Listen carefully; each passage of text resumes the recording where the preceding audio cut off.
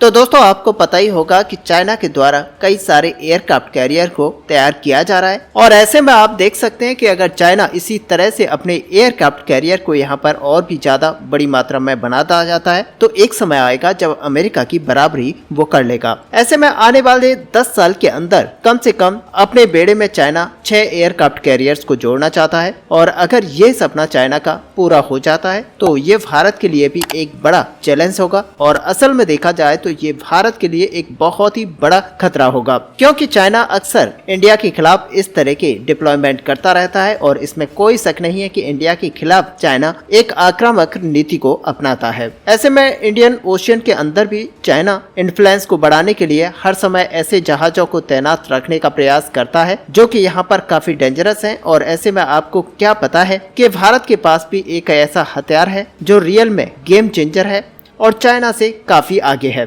और ऐसे में चाइना अपने एयरक्राफ्ट कैरियर्स को लेकर इंडियन ओशियन के अंदर आने का प्रयास करे, लेकिन चाइना कभी भी इंडियन ओशियन के अंदर अपना दबदबा नहीं बना सकता। ऐसे में दोस्तों हम यहाँ पर बात कर रहे हैं उस हथियार की जो कि नेवी के द्वारा खरीदा जा रहा है। और ऐसे में आप मानकर चले कि एक बार जब इस राफेल एम लड़ाकू विमान को नेवी के द्वारा खरीद कर अपनी नौसेना में शामिल कर लिया जाता है तो फिर ये एक बहुत ही बड़ा गेम चेंजर शामिल होने वाला है। और ऐसे में आपको पता ही है कि पिछले साल ही प्रधानमंत्री नरेंद्र मोदी जी जब फ्रांस की विजिट पर गए थे तब मिनिस्ट्री ऑफ डिफेंस की तरफ से नेवी के लिए 26 राफेल एयरक्राफ्टों को खरीदने को लेकर घोषणा की गई थी, जो कि इंडियन नेवी के नेक्स्ट जनरेशन के carrier based multi role fighter jet aircraft होंगे। और इन एयरक्राफ्टों का जो डिप्लॉयमेंट है वो नेवी के दोनों ही एयरक्राफ्ट कैरियर यानी कि INS विक्रमादित्य और INS विक्रांत के ऊपर किया जाएगा। ऐसे में मीडिया रिपोर्ट्स की अगर बात माने तो राफेल एम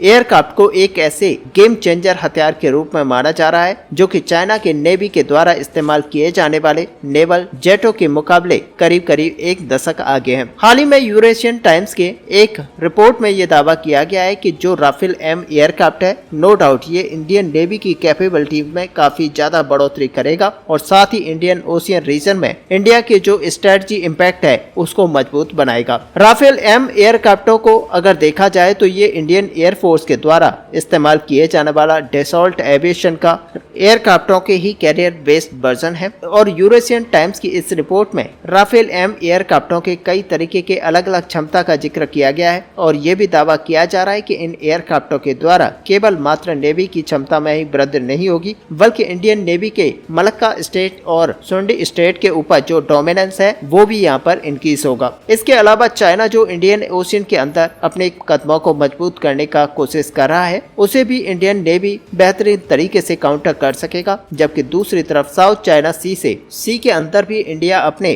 कैपेबिलिटीज को इनहेंस कर पाएगा। और साथ ही अगर टेक्निकल एस्पेक्ट में देखा जाए तो चाइना से भारत आगे है और इसी वजह से राफेल एम एयरक्राफ्टों को अब नेवी के गेम चेंजर हथियार के रूप में जाना जा रहा है। फिलहाल दोस्तों एयरक्राफ्टों की अगर कुछ स्पेसिफिक फीचर्स को अगर देखा जाए तो इन एयरक्राफ्टों को एयर सिक्योरिटी और मल्टी रोल कैपेबिलिटी वाले एयरक्राफ्ट के रूप में दर्शाया जा रहा है और इसमें मेटेओर जैसे दुनिया के सबसे खतरनाक beyond visual range air to air missile भी लगाई गई है। और इन एयरक्राफ्टों के सहारे इंडियन नेवी ये इंश्योर कर सकेगा कि नेवी के जो सिचुएशनल अवेयरनेस है वो यहाँ पर बढ़ेगी और एयर सिक्योरिटी के साथ ही प्रिसीजन स्ट्राइक और कई तरीके के अन्य मिशनों को भी अंजाम दिया जा सकेगा। इसके अलावा कैरियर इंटीग्रेशन और फ्लेक्सिबिलिटी जो यहाँ पर बढ़ेगी और यहाँ पर भारत के लिए जो फ्रांस की तरफ से डिफरेंट तरीके से यहाँ पर इन एयरक्राफ्टों को मॉडिफाई किया गया है और इससे ये एयरक्राफ्ट बड़े आराम से INS विक्रमादित्य और INS विक्रांत के ऊपर डिप्लॉय किए जा सकेंगे, जबकि इन एयरक्राफ्टों के पास already flight deck aircraft carrier pull launching और कैटेबल कैरियर लॉन्चर से यहाँ पर शूट होने की क्षमता है। इसके अलावा एयरक्राफ्टों में इस्तेमाल होने वाले कई तरीके के कम्युनिकेशन और आइडेंटिफिकेशन के सहारे ये मैरी टाइम डोमिनेंस में अवेयरनेस को और भी ज्यादा इंक्रीज कर सकेगा, जबकि इसके अलावा इसके जो डिटरेंट कैपेबिलिटीज हैं खास करके देखा जाए तो इसके अंदर जो हथियार इस्तेमाल किए जाते हैं और साथ ही एरियल रिपोर्टिंग की वजह से लंबे रेंज तक ये लगातार उड़ान भर सकते हैं और किसी भी मिशन को यहाँ पर अंजाम दे सकते हैं। ये इन एयरक्राफ्टों को एक तरह से खास बना देता है। और दूसरी तरफ अगर देखा जाए तो मलक्का स्टेट और शुंडी स्टेट दोनों को देखा जाए तो ये इंडियन ओशियन के अंदर प्रवेश करने के दो मुख्य द्वार हैं। मलक्का स्टेट असल में मलेशिया और सिंगापुर के बीच के समुद्री क्षेत्र को कहा जाता है, जो कि पैसिफिक एशियन को इंडियन ओशियन से कनेक्ट करता है। बल्कि आप ऐसे समझें कि इसी रास्ते के सहारे इंडियन ओशियन के अंदर पैसिफिक ओशियन से जहाज एंटर कर पाते हैं। जबकि इसी तरीके से एक छोटा रास्ता जो देखा जाए शुंडी स्टेट, वो इंडोनेशिया के जावा और सुमात्रा आइलैंड से यहाँ पर कनेक्टेड है। और दोस्तों, अगर इन दोनों क्षेत्रों को ब्लॉक कर दिया जाए तो एक तरीके से आप कह सकते हैं कि साउथ चाइना सी से इंडियन ओशियन के अंदर आने का जो रास्ता है वो यहाँ पर खत्म हो जाएगा। और इंडियन नेवी के पास अगर रफाल जैसा फाइटर जेट यहाँ पर मौजूद रहता है तो चाइना इस तरीके की हिमाकत नहीं कर पाएगा। हालांकि ऑलरेडी मलक्का स्टेट और इंडियन अंडमान निकोबार आइलैंड होने की वजह से मलक्का स्टेट के ऊपर भारत का जो मजबूत है वो काफी ज्यादा है। और दोस्तों, अगर राफेल एयरक्राफ्टों को यहाँ पर डिप्लॉय कर दिया जाता है तो ऐसे में आप समझ सकते हैं कि एक बड़े एरिया को ये कवर कर पाएंगे। और ऐसे में चाइना का जो इंडियन ओशियन के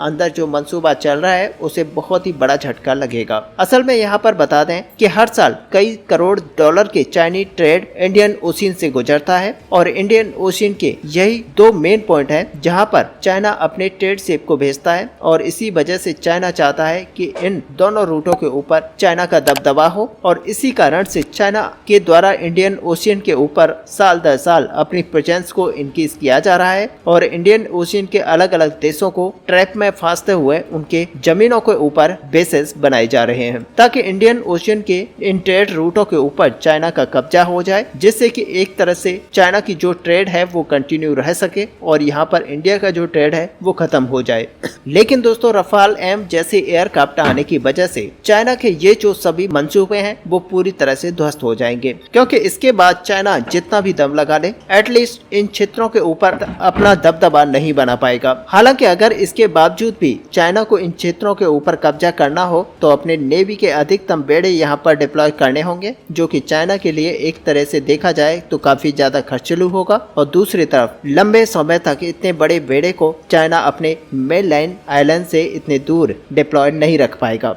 हालांकि दोस्तों, इतना ही नहीं बल्कि Rafale M aircraft Indian navy के बेड़े में आने पर इंडिया इन एयरक्राफ्टों के सहारे इस क्षेत्र में अपने जो सर्वेलेंस है और इंटेलिजेंस है उसको इनहेंस कर पाएगा। और दूसरी तरफ इस क्षेत्र के अंदर ऑपरेट करने वाले नेवी के बाद नेवी के साथ अपने ऑपरेशंस को इनहेंस कर पाएगा। और असल में देखा जाए तो ये इंडिया का पूरा क्षेत्र कवर हो जाएगा और ऐसे में इंडियन ओशियन का जितना भी पूरा क्षेत्र है वो उस पर निगरानी इंडियन नेवी बड़े आराम से रख पाएगा। क्योंकि दोस्तों, यहाँ पर चाइना अलग अलग देशों के ऊपर इस तरह की फिराक में है कि उनकी जमीनों को लगातार हड़पता जा रहा है, जिसकी वजह से यहाँ पर भारत के लिए परेशानियां बढ़ती जा रही हैं। हालांकि आज की डेट में देखा जाए तो इंडिया फिर भी यहाँ पर स्ट्रॉन्ग है, लेकिन और भी ज्यादा स्ट्रॉन्ग और पावरफुल अपने क्षेत्र को बनाने के लिए भारतीय नेवी के अंदर राफेल एम लड़ाकू विमान की प्रेजेंस बहुत ही ज्यादा अहम होगी। और ऐसे में दोस्तों, आपको पता ही होगा कि साउथ चाइना सी एक ऐसा डिस्प्यूटेड क्षेत्र है जिसके संपूर्ण क्षेत्र के ऊपर चाइना की तरफ से दावा ठोका जाता है और अलग अलग देशों के इस क्षेत्र को हथियाने की कोशिश की जा रही है। लेकिन रफाल एम एयरक्राफ्टों के साथ में इंडियन नेवी के अंदर दोनों ही कैरियर ऑपरेशनल हो जाने के बाद में एक तरह से इसे देखा जाए तो साउथ चाइना सी के अंदर इंडिया भी अपनी नेवी को भेज पाएगा। हालांकि दोनों एयरक्राफ्टों को यहाँ पर हमेशा के लिए डिप्लॉयमेंट भारत नहीं कर पाएगा, लेकिन समय समय पर भारत अपनी निगरानी को बढ़ाना जारी रखेगा और ऐसे में दूसरे देशों के साथ इंडियन नेवी अपने मैरीटाइम एक्सरसाइज को कर पाएगी, जिससे कि साउथ चाइना सी के अंदर एक अच्छा खासा दबदबा भारत का यहाँ पर बनेगा और ऐसे में भारत चाइना के ऊपर एक अच्छी खासी बढ़त बनाकर रहेगा। ऐसे में दोस्तों, आपका इस पूरे टॉपिक को लेकर क्या व्यू है, आप अपना व्यू हमें कमेंट में लिखकर जरूर बताएं। साथ ही अगर वीडियो आपको अच्छी लगी हो तो लाइक और शेयर करना ना भूलें। मिलते हैं नेक्स्ट वीडियो में, तब तक के लिए जय हिंद जय भारत।